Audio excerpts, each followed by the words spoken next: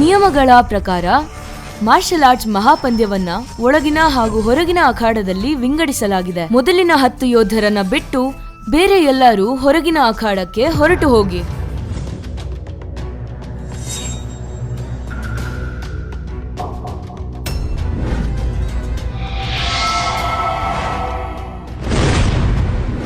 ಪಂದ್ಯಾವಳಿ ಶುರು ಆಗೋದ್ರಲ್ಲಿದೆ.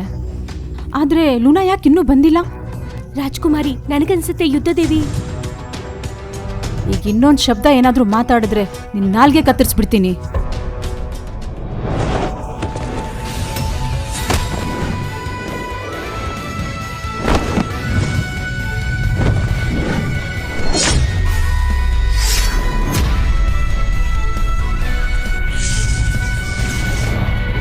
ನಿವ್ಯಾದ ಕ್ರಿಸ್ಟಿನು ಯುದ್ಧಕ್ಕೆ ಸಿದ್ಧಳಾಗಿದ್ದಾಳೆ.